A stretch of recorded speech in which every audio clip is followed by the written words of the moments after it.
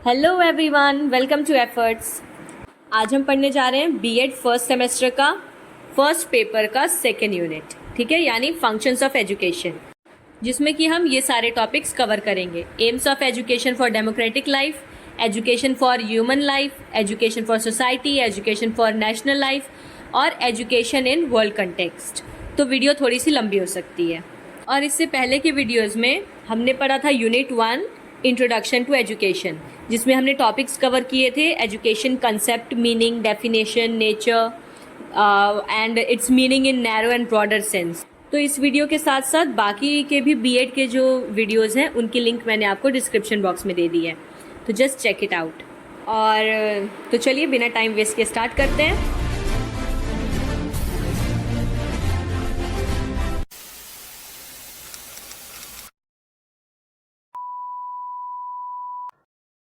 Unit 2 functions of education. Education क्या होता है ये जानने के बाद अब हम जानेंगे कि एजुकेशन के क्या फंक्शंस हैं। तो जैसा कि हर यूनिट स्टार्ट करने से पहले मैं आपको बताती हूँ कि उस पर्टिकुलर यूनिट से किस तरह के क्वेश्चंस पेपर में आ सकते हैं। तो वैसे ही आप जानते हैं इस यूनिट से किस टाइप के क्वेश्चंस आ सकते हैं। आपसे सबसे पहला क्वेश्चन ये पूछा जा सकता है कि right concept and meaning of education and its aim for democratic life, यानी एजुकेशन क्या है आपको ये बताना है और डेमोक्रेटिक लाइफ के लिए एजुकेशन के क्या एम्स हैं। दूसरा क्वेश्चन है right the meaning of education and its function for human life, यानी एजुकेशन का पहले आपको मीनिंग लिखना है, उसके बारे में बताना है और एजुकेशन क्या रोल प्ले करता है ह्यूमन लाइफ के लिए। Third is what are the aims and functions of education for society, वैसे ही जैसे ह्यूमन लाइफ के लिए था उसी तरह से एजुकेशन सोसाइटी के लिए क्या रोल प्ले करता है, उसके क्या एम्स है या उसके क्या फंक्शंस हैं। Fourth is explain education for national life, national life में एजुकेशन की क्या इंपॉर्टेंस है या किसी नेशन के लिए एजुकेशन क्या रोल प्ले करता है, ये चीज़ें। Right the meaning and functions of education in context of world. अब ओवरऑल देखा जाए तो पूरे वर्ल्ड वाइड एजुकेशन क्या रोल प्ले करता है, इस टाइप के क्वेश्चंस आपसे पूछे जा सकते हैं। So now without wasting further time चलिए हम लोग अपने फर्स्ट टॉपिक को स्टार्ट करते हैं, AIIMS of education for democratic life. तो अगर आपने मेरी लास्ट वीडियो देखी होगी, मैंने आपको उसमें एक्सप्लेन किया था कि अगर आप कोई भी आंसर लिख रहे हैं एजुकेशन से रिलेटेड, सबसे इम्पॉर्टेंट क्या है, आपको आंसर की शुरुआत कैसे करनी है, एजुकेशन होता क्या है इससे। मतलब अगर मान लीजिए डेमोक्रेटिक लाइफ पूछा गया है तो अब ऐसा नहीं कि आप डायरेक्टली डेमोक्रेटिक लाइफ के बारे में लिखना शुरू कर देंगे। आपको शुरुआत किससे करनी है, इंट्रोडक्शन से। आप एजुकेशन का इंट्रोडक्शन देंगे, डेमोक्रेटिक लाइफ का इंट्रोडक्शन देंगे, फिर उसके बाद आप एजुकेशन और डेमोक्रेटिक लाइफ में लिंक दिखाते हुए उसके एम्स को बताएंगे, ठीक है। तो देखिए मैंने ये आंसर कैसे स्टार्ट किया है। सबसे पहले मैंने हेडिंग डाली है concept of education. The word education has been derive from Latin word educatum, the act of teaching or training. Education has its origin from Sanskrit words also, शिक्षा learning and teaching, Vidya to know. तो मैंने सबसे पहले 2-3 line में बता दिया है कि एजुकेशन जो है वो डेराइव हुआ है लैटिन वर्ड से, एजुकेटम से। इसका मतलब होता है पढ़ाना या फिर सिखाना।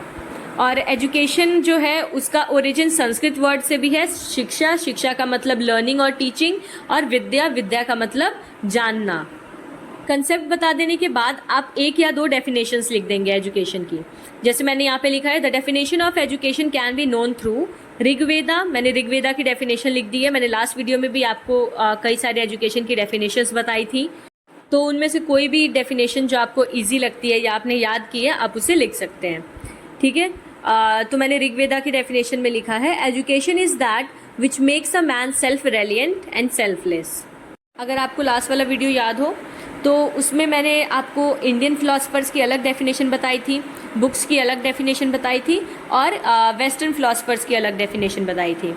तो ऋग्वेद की डेफिनेशन के बाद मैंने एक इंडियन फिलोसफर शंकराचार्य की डेफिनेशन लिखी है, education is the realisation of self. और उसके बाद एक western philosopher Herbert Spencer, education is a complete living. ये सबसे सिंपलेस्ट डेफिनेशन थी और पर्सनली मैंने भी इन्हीं को लिखा था अपने एग्जाम में। अब कंसेप्ट और डेफिनेशन बताने के बाद आप अपने पॉइंट ऑफ व्यूज़ लिखेंगे, ठीक है, एजुकेशन के बारे में। जैसे यहाँ पे देखिए, therefore education makes us civilised, मतलब एजुकेशन क्या करता है या एजुकेशन क्यों अच्छी है। 2-4 लाइन आप अपनी तरफ से उसमें ऐड करके लिख दीजिएगा।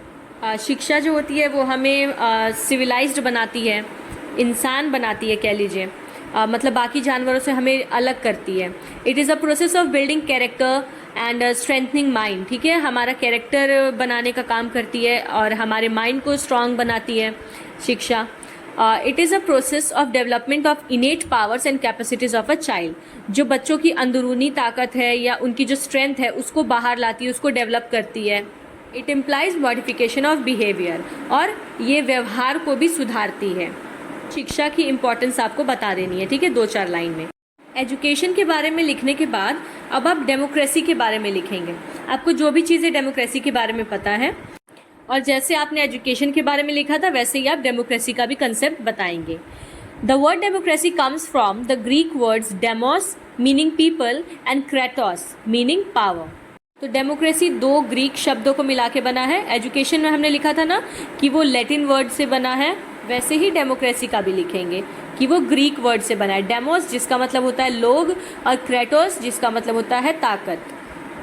सो democracy can be thought of as power of the people.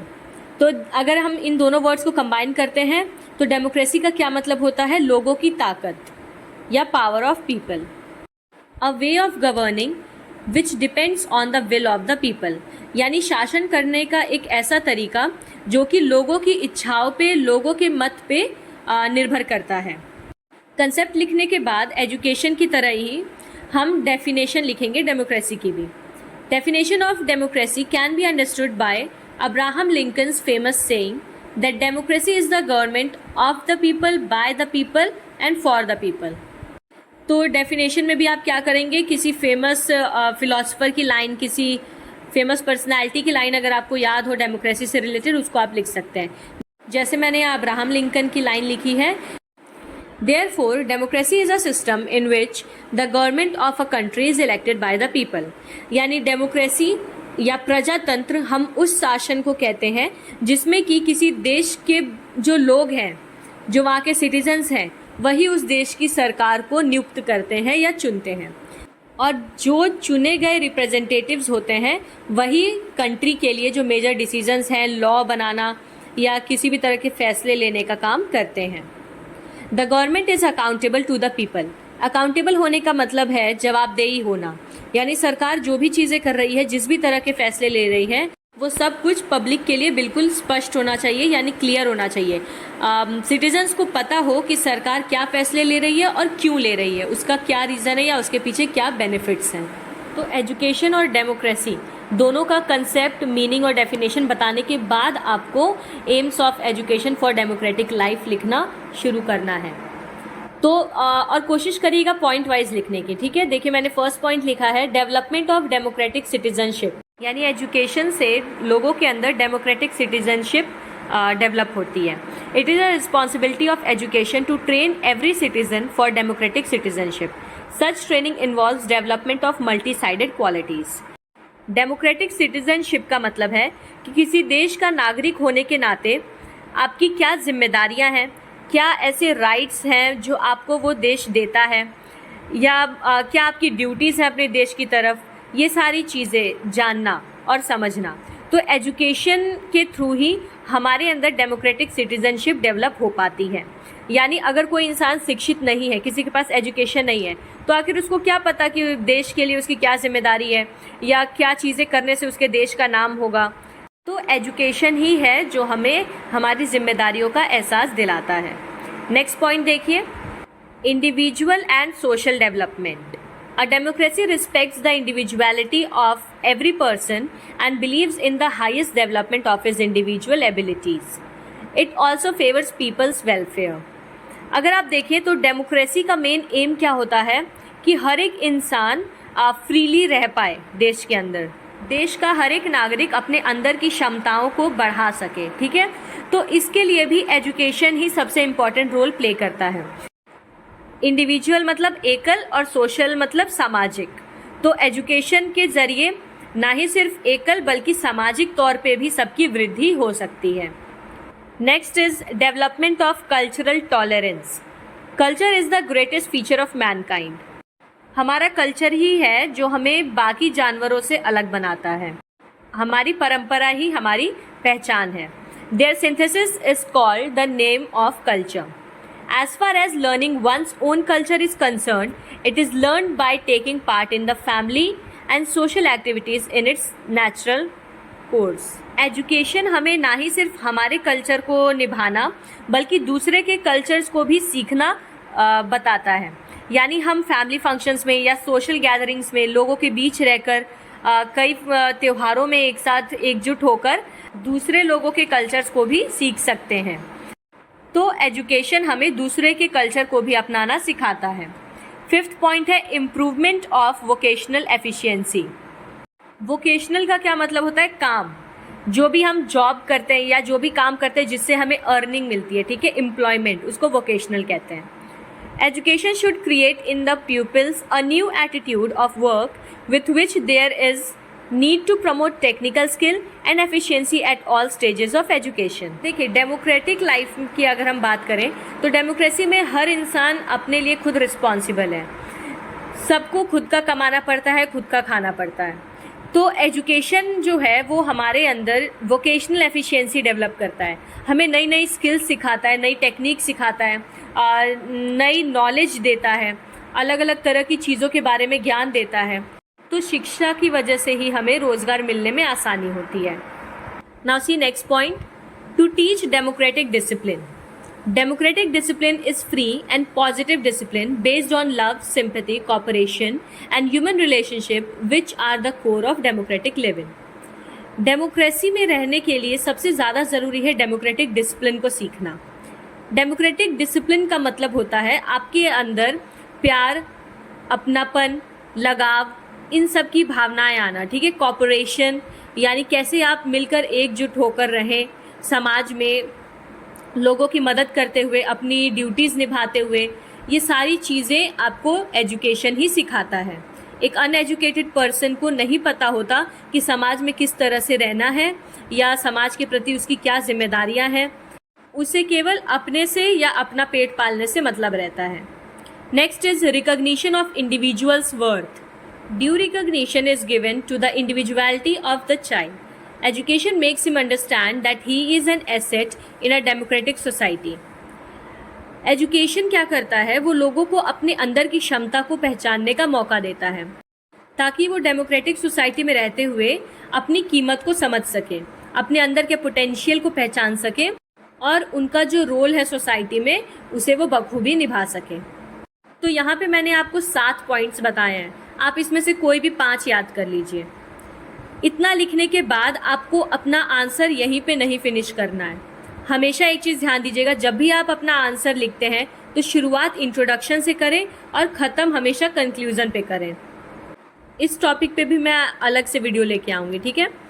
Democratic ideals imply respect for the individual, freedom to all, equality of opportunities, safeguarding interest of minorities, believing in the method of peace, dealing with all individuals on the principles of justice, cooperative living and fair play। Education is the weapon of democracy। तो अब आपको क्या करना है, last में democracy और education के बीच में रिलेशन बता देना है कि डेमोक्रेसी क्या है और डेमोक्रेसी के लिए एजुकेशन क्या रोल प्ले करता है, उसके क्या एम्स हैं, क्या फंक्शंस हैं। Education in democracy should develop in each individual the interests, abilities, habits and ideals whereby he will find his place and use that place to shape both himself and society towards nobler end on the basis of cooperation, tolerance, mutual respect and fellow feeling। तो education democratic feeling develop करता है, education लोगों को समाज में रहना बताता है। तो इसे आप याद करके लिख सकते हैं या अपनी तरफ से भी जो भी आपको कंक्लूडिंग लाइन सही लगे आप लिख सकते हैं। डेमोक्रेटिक लाइफ के बाद हमारा नेक्स्ट टॉपिक है एम्स और functions of education for human life. तो इस आंसर की शुरुआत भी आप कैसे करेंगे? सबसे पहले एजुकेशन का कंसेप्ट, उसकी डेफिनेशन और अपनी तरफ से 2-4 इंट्रोडक्शन वाली लाइंस लिख के। तो पहले एजुकेशन के बारे में सब चीज़ बता देने के बाद आप लोग हेडिंग डालेंगे the aims of education for human life are as follow. देखिए, जैसे डेमोक्रेसी वाले आंसर में हमने क्या किया था, पहले एजुकेशन के बारे में सब चीज़ बताई थी, फिर डेमोक्रेसी के बारे में बताया था, फिर उसका एम लिखा था। लेकिन ह्यूमन लाइफ के बारे में बेसिकली ह्यूमन लाइफ क्या है, मानव जीवन, तो मानव जीवन के बारे में आपको अगर लगता है अपनी तरफ से एक आध इंट्रोडक्टिंग लाइन लिख दीजिएगा, नहीं तो उसके अलावा और कुछ इसमें एक्स्ट्रा लिखने की ज़रूरत नहीं है, क्योंकि ह्यूमन लाइफ की कोई खास डेफिनेशन नहीं है, इसका कोई खास मीनिंग नहीं है, जबकि डेमोक्रेसी के बारे में डेफिनेशन, कंसेप्ट, मीनिंग सारी चीज़ें हमें पता है। इसलिए हमने एजुकेशन के साथ साथ डेमोक्रेसी के बारे में भी उस आंसर में लिखा था। तो इस केस में आप डायरेक्ट एजुकेशन के बारे में लिखिए, उसका कंसेप्ट, मीनिंग, इंट्रोडक्शन, ये सारी चीज़, और फिर सीधा आप AIIMS of education for human life लिखना स्टार्ट कर दीजिए। मानव जीवन के लिए शिक्षा के क्या महत्वपूर्ण उद्देश्य हैं?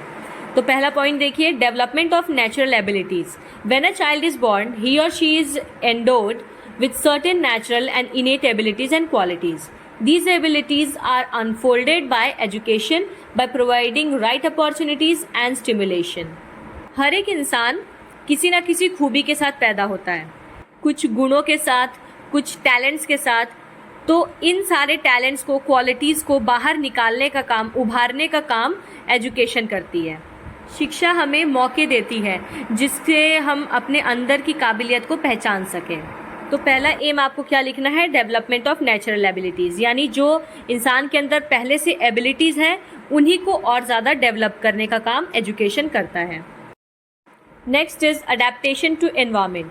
The environment changes from time to time which necessitates to adapt it properly for life's existence. Therefore, it is the function of education to impart essential qualities of knowledge to adjust to the situation properly and efficiently.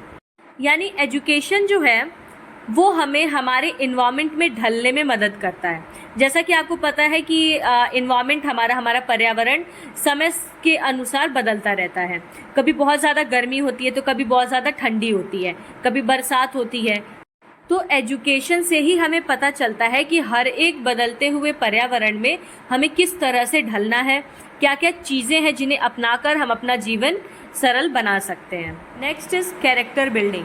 The main function of education is to develop the character of an individual.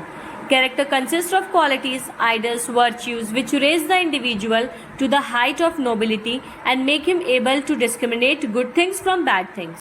मानव जीवन के लिए शिक्षा सबसे महत्वपूर्ण क्या role play करती है? Character building का, यानी किसी के कैरेक्टर को बनाना। तो एजुकेशन का क्या एम है?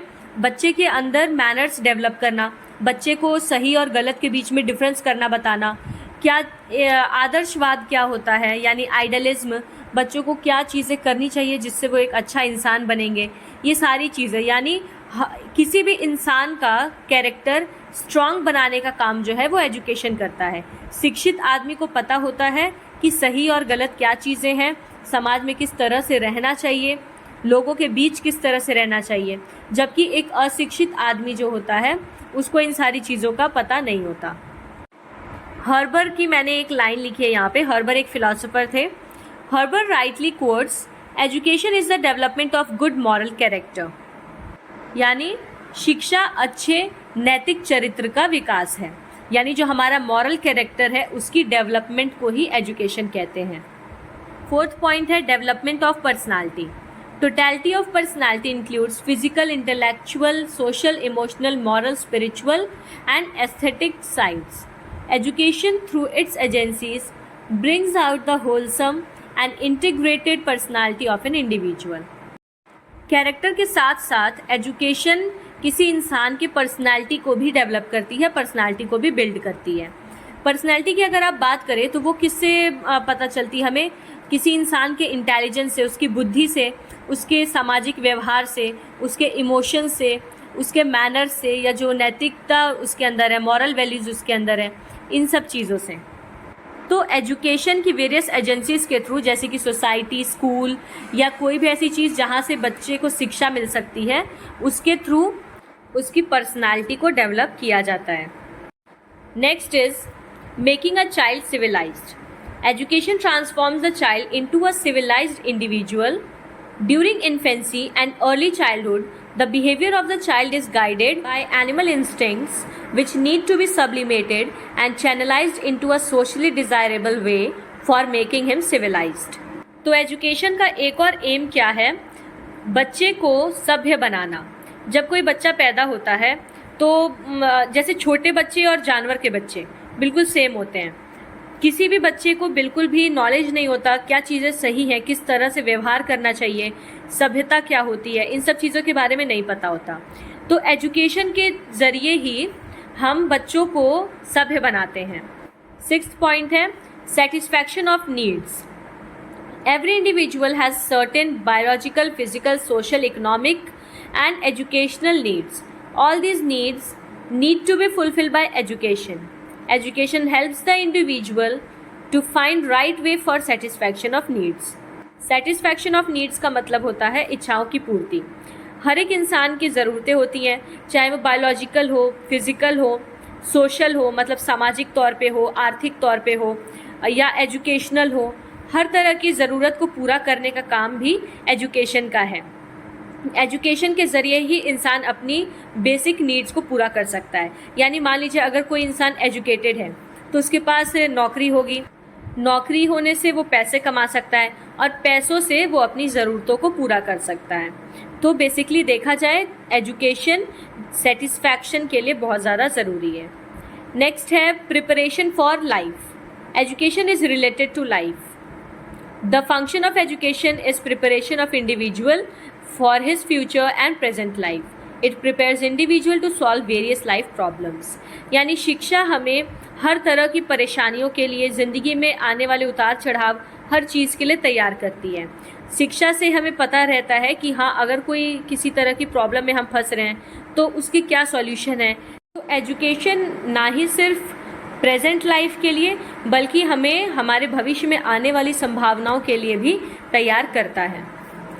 तो यहाँ पे भी मैंने आपको 7 पॉइंट्स बताए हैं। आप कोई भी जो भी आपको सूटेबल लग रहा है आप कोई भी 5 पॉइंट्स याद कर लीजिए, उन्हें आप लिख दीजिएगा। पॉइंट्स लिखने के बाद जैसा मैंने बताया था कि आपको लिखना है conclusion. Education makes an individual self reliant and self supporting. शिक्षा हमें खुद पर निर्भर रहना मतलब आत्मनिर्भरता सिखाती है, आत्मविश्वास सिखाती है। Education equips the child with necessary knowledge, skill and value for achieving self sufficiency in life. यानी शिक्षा बच्चे के अंदर हर ज़रूरी ज्ञान को भरती है, उसके अंदर की जो क्वालिटीज़ हैं उनको उभारती है, उसको वैल्यूज सिखाती हैं ताकि वो अपना जीवन यापन सही तरीके से कर। तो यहाँ तक हमने पढ़ा कि एजुकेशन के क्या एम्स या फंक्शंस हैं ह्यूमन लाइफ के लिए। अब देखते हैं हमारा next topic, AIIMS of education for society. यानी समाज के लिए शिक्षा के क्या उद्देश्य हैं। बाकी आंसर्स की तरह इसकी शुरुआत भी आपको उसी तरह करनी है। Introduction, concept, meaning, definition education के बता देनी है। फिर जैसे पहले वाले टॉपिक में हमने डेमोक्रेसी के कंसेप्ट को भी पढ़ा था, वैसे ही आपको सोसाइटी के कंसेप्ट के बारे में भी लिखना है। तो हेडिंग आप डालेंगे कंसेप्ट ऑफ सोसाइटी एजुकेशन का सब कुछ बताने के बाद। Society is defined as a group of people who live in a definable community and share the same culture, such as Indian society or European society. Society का मतलब क्या होता है? एक ऐसी जगह, एक ऐसी कम्युनिटी कह लीजिए जहाँ पे कुछ लोगों का समूह आपस में मिलकर रहता है, वो एक ही तरह के कल्चर को फॉलो करते हैं। जैसे एग्जाम्पल के तौर पे इंडियन सोसाइटी हो गई, यूरोपियन सोसाइटी हो गई। Society is dynamic as old customs change and new are adopted, such as changing from traditional to modern. Society जो होती है वो डायनेमिक होती है। डायनेमिक का मतलब परिवर्तनशील, जो बदलती रहे। सोसाइटी में कभी भी कोई चीज़ हमेशा एक जैसी नहीं होती। पुराने कस्टम्स जाते हैं, उनकी जगह नए कस्टम्स को, नए तौर तरीक़ों को अपनाया जाता है। According to MacIver, society is the web of social relationships. यानी कि समाज सामाजिक संबंधों का एक जाल है। तो यहाँ पे हमने सोसाइटी की 2-3 लाइन में इंट्रोडक्शन दे दी, उसकी डेफिनेशन बता दी। अब हम आते हैं अपने मेन टॉपिक, यानी कि the aims of education for society are as follow. सबसे पहला है conservation of culture. Culture is the foundation stone of society. It is essential that old traditions, customs, values, ideas, habits, language, literature, religion, morality are to be preserved for transmitting to the successive generation. This function of conservation is done by education. किसी भी society का, किसी भी समाज का जो स्तंभ है यानी उसकी नींव जो है वो कल्चर पे रखी जाती है। यानी किसी भी समाज के लिए उसकी संस्कृति ही सब कुछ होती है और सबसे ज़रूरी होता है इस संस्कृति को बचाना, इस संस्कृति को बचा के रखना ताकि आने वाली जनरेशन को हम अपनी संस्कृति सिखा सकें और समझा सकें उसकी इम्पोर्टेंस, जो कि सबसे ज़्यादा आसानी से हो सकता है एजुकेशन के थ्रू। यानी शिक्षा से ही हम बच्चों को अपना कल्चर सिखा सकते हैं। आप खुद नोटिस करेंगे कि अनएजुकेटेड लोग जो होते हैं, अशिक्षित लोग, उनको कल्चर के बारे में कम नॉलेज होती है as compare to educated people. तो एजुकेशन सोसाइटी के लिए संस्कृति को बचाए रखने का काम करता है। Next point is transmission of culture. Education not only preserves and enriches our rich cultural heritage but also transmits these to the rising generation. The transmission helps in the progress of the society. Our society and civilization would come to the stage of decay if there had not been transmission of cultural contents to the younger generation. यानी culture को सिर्फ बचाए रखना ही ज़रूरी नहीं है। Education culture को ना ही सिर्फ बचाता है बल्कि उससे आने वाली पीढ़ियों तक पहुंचाता भी है। अगर किसी कल्चर को, किसी संस्कृति को आने वाली जनरेशन तक नहीं पहुंचाया जा रहा है एजुकेशन के थ्रू, तो वो संस्कृति वहीं पे ख़त्म हो जाएगी। आने वाली पीढ़ी जो है, अब बच्चों को तो नहीं पता होता ना कि संस्कृति क्या है, सभ्यता क्या है, ये सारी चीज़ें उन्हें सिखानी पड़ती हैं।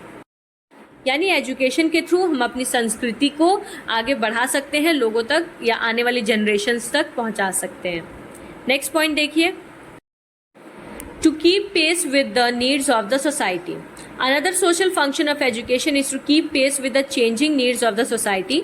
अ society has to keep in touch with current changes, otherwise it will be outdated. मैंने आपको स्टार्टिंग में ही बताया था कि समाज जो है वो परिवर्तनशील है। Society is dynamic in nature.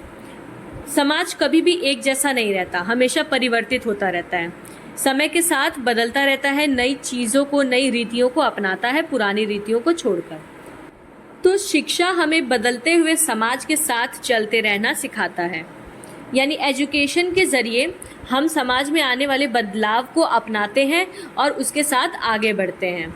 तो जो भी चेंजेस आ रहे हैं सोसाइटी में, उनके साथ टच में रहना बहुत ज़्यादा ज़रूरी है। नए नए करंट अफेयर्स या हर एक जानकारी को जानते रहना ज़रूरी है, नहीं तो हम बहुत ज़्यादा पिछड़े हुए रह जाएंगे। Fourth point is helps in fostering cooperation between individual and society. It is acknowledged that individual and society are inseparable. Both are dependent upon one another. They are just the two sides of the same coin. Similarly, the progress of society can be possible by the rich contribution of its members. Education bridges the gulf between the two and thus accelerates the cooperation between individual and society. शिक्षा जो होती है वो व्यक्ति और समाज के बीच में सहयोग को बढ़ावा देती है, यानी कि इंसान को समाज के लिए जीना सिखाती है।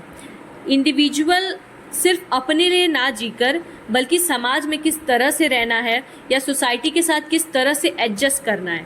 देखिए, व्यक्ति और समाज एक ही सिक्के के दो पहलू हैं, यानी व्यक्ति के बिना समाज नहीं है और समाज के बिना व्यक्ति नहीं है, क्योंकि इंसानों को ही मिलाकर तो सोसाइटी बनती है। अगर इंसान ही नहीं कोऑपरेट करेंगे, इंसान साथ में रहेंगे ही नहीं, तो उसको सोसाइटी नहीं कहा जाएगा। और अगर कोई सोसाइटी नहीं है तो हर एक इंसान अकेला भी अपना जीवन यापन नहीं कर सकता। तो एजुकेशन इन दोनों में तालमेल बनाने में हेल्प करती है। नेक्स्ट टॉपिक है social development. Education leads to overall development of human society. It creates educated individuals who are asset to their society, leading to its development. यानी पूरे समाज के विकास में भी एजुकेशन बहुत बड़ा रोल प्ले करता है। वो कैसे कि एजुकेशन क्या करता है, वो इंसान के अंदर के काबिलियत को जगाता है, उसके अंदर स्किल्स डेवलप करता है, टेक्निक्स नई नई सिखाता है, जिसकी मदद से ह्यूमंस अपनी सोसाइटी के लिए एसेट साबित होते हैं। एसेट मतलब पूंजी या संपत्ति, जो कि शिक्षित होकर समाज में विकास लाते हैं। Sixth point is eliminates crime. Education eliminates crime and terrorism from society as it makes us able to distinguish between right and wrong. यानी अपराध को समाज से खत्म करने का काम भी शिक्षा का होता है, क्योंकि शिक्षा से इंसान सही और गलत में फैसला करना सीख पाता है। An educated person cannot be brainwashed easily on religious lines as he will not accept anything without evidence. शिक्षित लोगों का धर्म के नाम पे, जाति के नाम पे या किसी भी तरह से ब्रेन वॉश करना मुश्किल होता है as compare to uneducated people. अशिक्षित लोगों को आप आसानी से भ्रमित कर सकते हैं। Secondly, illiteracy leads to lack of employment and hence leading to crime. शिक्षा की कमी होने की वजह से नौकरी नहीं मिलती है और नौकरी ना होने की वजह से इंसान अपना पेट पालने के लिए ही जुर्म करता है या अपराध करता है। तो देखा जाए तो एक तरह से एजुकेशन क्राइम को ख़त्म करने का काम करती है। इनमें से कोई भी 5 पॉइंट्स आप याद कर लीजिएगा और लिख दीजिएगा। अब आते हैं कंक्लूजन पे। According to Aristotle, by nature man is a social animal. तो अरस्तु के अनुसार मानव जो है वो सामाजिक प्राणी है। Therefore he cannot live without society, यानी इंसान समाज के बिना नहीं रह सकता। In order to live successfully in the society he has to develop certain social qualities. और समाज में रहने के लिए उसके अंदर सामाजिक गुण भी होने चाहिए, जैसे कि त्याग की भावना, समाज सेवा, अपनापन, समानुभूति या सहानुभूति, प्यार। ये सारी चीज़ें इंसानों के अंदर होनी चाहिए समाज में रहने के लिए। देखिए यहाँ मैंने लिखा है a sense of sacrifice, social service, belongingness, cooperation, fellow feeling, tolerance, love, sympathy, hospitality, kindness etcetera. These are to be nurtured in the children by education, both formally, informally and non-formally. People living in a community work together for the development of their society, and it is well known that a society with high literacy rate is well developed.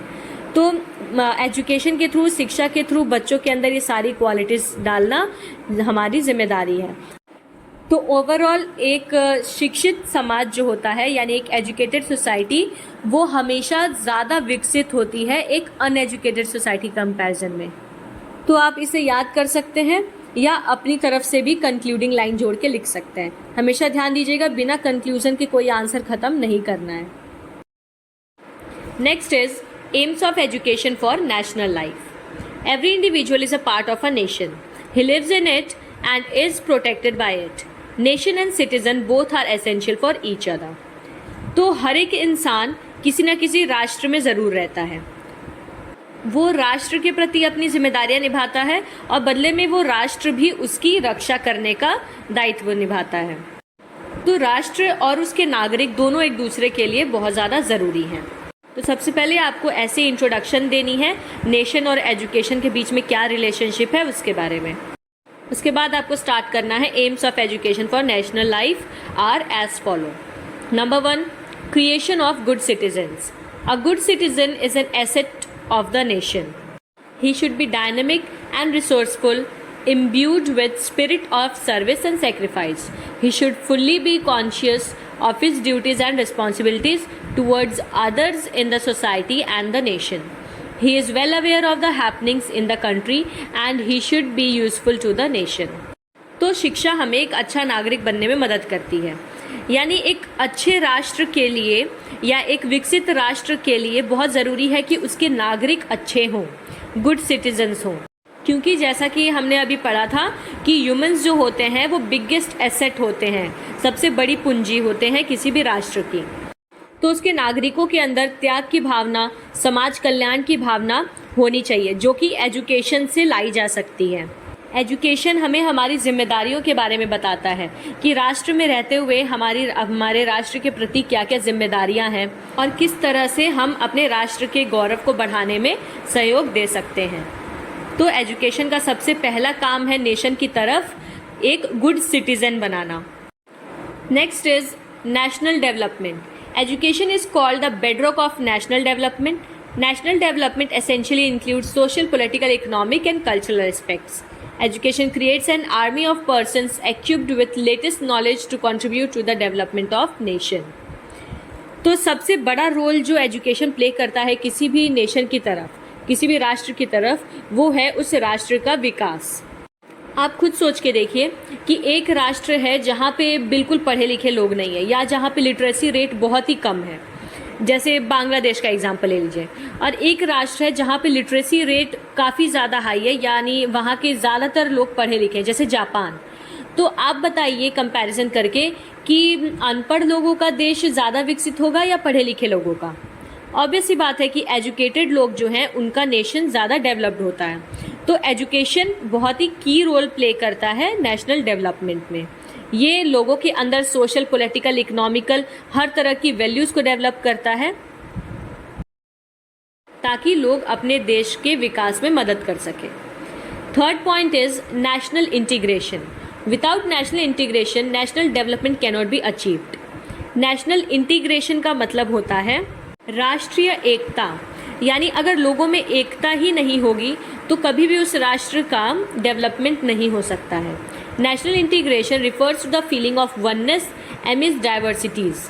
इतनी ज़्यादा विभिन्नता होने के बाद भी एकजुट होकर रहना, इसी को हम इंटीग्रेशन कहते हैं या नेशनल इंटीग्रेशन कहते हैं। अगर हम अपने देश भारत का ही एग्जाम्पल लें तो यहाँ पे आप देखें रीजन को लेके, लैंग्वेज को लेके, धर्म को लेके, रेस, कल्चर, कास्ट, कई तरह की चीज़ों को लेकर डाइवर्सिटीज़ हैं यानी विभिन्नताएं हैं, लेकिन फिर भी एकजुट होकर पूरे देश के लोग रहते हैं। Education generates national feeling in the people, making them contribute together to the development of nation. जितने भी लोग अलगाववादी लोग हैं जो दुश्मनी फैलाते हैं वो ज़्यादातर अनपढ़ लोग होते हैं, क्योंकि एजुकेशन हमें एक साथ मिलजुल कर रहना और साथ ही मिलकर देश के विकास के लिए काम करना सिखाता है। Fourth point is inculcation of civic and social values. Development of the nation depends upon the values of the people and the responsibilities which they discharge properly and efficiently. किसी भी राष्ट्र का विकास इस बात पर निर्भर करता है कि वहाँ के लोग किस तरह से अपनी जिम्मेदारियों को निभाते हैं। Cultivation of civic and social value is essential for the progress of the nation. किसी भी राष्ट्र के विकास के लिए सबसे ज़रूरी है वहाँ के नागरिकों में नागरिक तथा सामाजिक मूल्यों का विकास होना। Therefore, education inculcates civic and social values in the people. शिक्षा हमारे अंदर नागरिक और सामाजिक मूल्यों का विकास करती है। Fifth point is supply of skilled manpower. The skilled manpower is an essential component of the development of the nation. The greatness of a nation is measured by the stock of skilled and adequate knowledge base of manpower. Education is thus the only means to provide for skilled manpower. अब nation के development के लिए उसके citizens का skilled होना बहुत ज़्यादा ज़रूरी है. स्किल्ड मतलब क्षमतापूर्ण, यानी जिसके अंदर गुण हो, जिसको नॉलेज हो, चीज़ों को इस्तेमाल करने की, आधुनिकता का ज्ञान हो. तो ऐसी नॉलेज आपको केवल एजुकेशन से ही मिल सकती है. नेक्स्ट है इनकल्केशन ऑफ पेट्रियोटिज्म. पेट्रियोटिज्म का मतलब होता है देशभक्ति. Education makes us aware about the importance nation has in one's life. It develops a feeling of national integration and patriotism. Education develops love towards one's nation and make them aware about their duties towards it. शिक्षा हमारे अंदर देशभक्ति की भावना जगाती है. जैसे कि जब भी आप इतिहास पढ़ते हैं अपना, तो हिस्ट्री में आपको पता चलता है कि कैसे कैसे लोगों ने सेक्रीफाइसेस किए, चाहे रानी लक्ष्मीबाई हो, मंगल पांडे हो, भगत सिंह हो, इन सब ने किस तरह के सेक्रीफाइसेस किए थे अपने देश के लिए. तो उनसे प्रेरित होकर आपके अंदर भी देशभक्ति की भावना जागती है. तो एजुकेशन क्या है? बेसिकली आपके अंदर पेट्रियोटिज्म, नेशनल इंटीग्रेशन, इस तरह की कुछ राष्ट्रीय भावनाएं उत्पन्न करता है. और इतना लिखने के बाद आपको लिखना है conclusion. Education is a major component of well being and is used in the measure of economic development and quality of life, which is a key factor in determining whether a country is a developed, developing और underdeveloped nation. Education also plays an important role in the growth of a nation. तो किसी भी देश के नागरिकों के शिक्षित या अशिक्षित होने पर ही निर्भर करता है कि वो देश विकसित है, विकासशील है या फिर विकासहीन है. तो इसी तरह की कोई कंक्लूडिंग लाइन लिखने के बाद अब आते हैं हमारे नेक्स्ट टॉपिक पे, AIIMS of education in world context. Education plays predominant role in this modern world. There is a day-by-day advancement in the field of education. It encourages individual to know the best in him. Being educated is the biggest asset. Education is given highest place in today's world. यानी आज के समाज में, आज के आधुनिकता के समाज में शिक्षा की अहमियत बहुत ज़्यादा है. एजुकेशन बहुत बड़ा रोल प्ले करता है. ये लोगों के अंदर की खूबियों को पहचानने में उनकी मदद करता है और ऐसे ही कई कारणों की वजह से शिक्षा का समाज में सबसे ऊंचा दर्जा है। तो आंसर शुरू करते ही आपको इंट्रोडक्टरी लाइन लिखनी है। उसके बाद आते हैं अपने मेन पॉइंट्स पे। Education has following aims in world context. सबसे पहला है universal harmony. Education leads to better thinking and develops tolerance to other people's opinions. It reduces conflicts and develops understanding. Therefore, education results in universal harmony. शिक्षा सार्वभौमिक सद्भाव की तरफ ले जाती है। यूनिवर्सल हार्मनी का मतलब होता है वैश्विक स्तर पर एकता, यानी एजुकेशन से हम अपने अंदर दूसरों के भावों को समझने की शक्ति विकसित करते हैं। यानी अगर एक अशिक्षित मनुष्य होगा तो वो अपनी ही बात को दूसरों पे थोपना चाहेगा, ना कि दूसरों की बात को समझने की कोशिश करेगा, ना ही उनकी बात से सहमत होगा।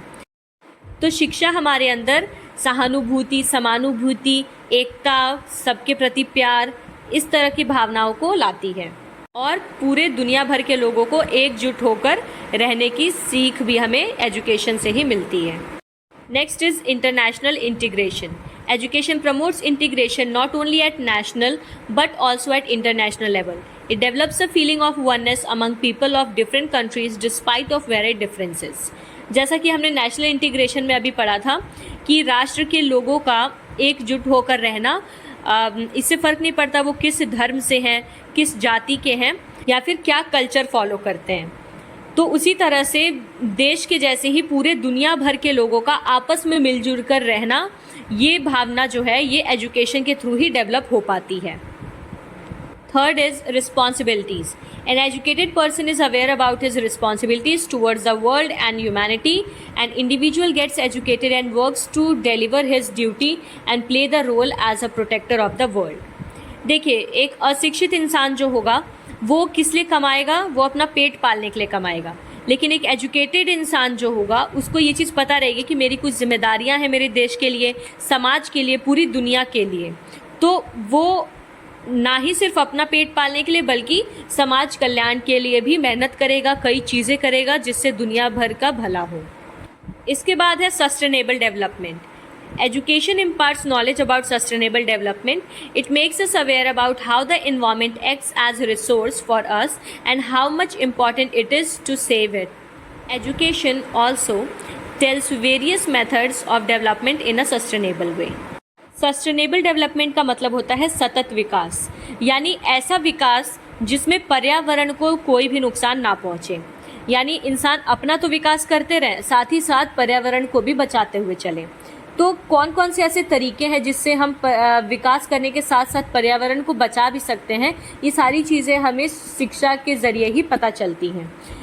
अगर आप इन्वायरमेंटल एजुकेशन पढ़ेंगे जो कि आपका 5th पेपर है, तो उसमें आपको पता चलेगा कि किस किस तरीक़ों से आप अपने पर्यावरण को, प्रकृति को, धरती को बचाते हुए भी तरक्की कर सकते हैं या विकास कर सकते हैं।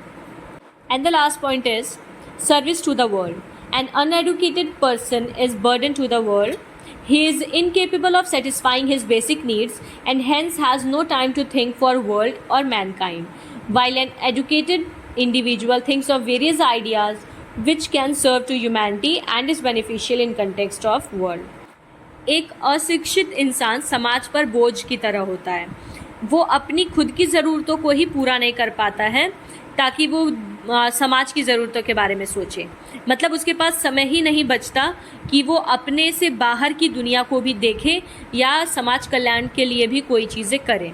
जबकि एक एजुकेटेड पर्सन क्या करता है, उसके माइंड में बहुत से आइडियाज़ होते हैं जिनको वो इंसानियत के लिए या समाज के कल्याण के लिए इस्तेमाल करता है। अपनी ज़रूरतों को भी पूरा करता है, साथ में देश और दुनिया की भी ज़रूरतों का ध्यान रखता है। Now come to the conclusion.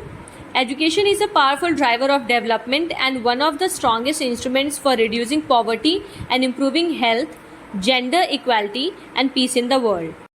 Providing quality education for all is fundamental to creating a peaceful and prosperous world. तो कंक्लूज़न में हमने बताया कि किस तरह से एजुकेशन और डेवलपमेंट का कनेक्शन है, यानी वर्ल्ड तभी डेवलप्ड होगा जब वहाँ के लोग यानी समाज के लोग एजुकेटेड होंगे। देखिए, ज़रूरी नहीं है कि आप हर एक आंसर को पूरा एग्जैक्टली रट लें। आप बस आंसर को समझने की कोशिश करिए और उसको अपने लैंग्वेज में लिखिए। आप खुद सोच के देखिए, अपने आप को उस जगह रख के देखिए कि एजुकेशन आपकी ह्यूमन लाइफ में यानी आपकी पर्सनल लाइफ में क्या इंपॉर्टेंट रोल प्ले करता है। अगर आप पढ़े लिखे नहीं होते, कौन कौन सी ऐसी चीज़ें हैं जो आप नहीं कर पाते, या फिर राष्ट्र के तरफ कौन कौन सी ऐसी चीज़ें हैं जो एजुकेटेड लोग कर सकते हैं जो अनएजुकेटेड लोग नहीं कर पाते हैं, वर्ल्ड के लिए क्या चीज़ें ऐसी हो सकती हैं। तो हर एक चीज़ को आप खुद सोच के देखिए, आंसर अपने आप आ जाएगा। और अगर कहीं भी आपको डाउट है तो आप वीडियो को देखिए, नोट्स बनाइए और उससे पढ़िए। अब मिलते हैं हम अगले वीडियो में यूनिट 3 के साथ। Till then take care and bye bye, and please don't forget to subscribe the channel and share it with your friends.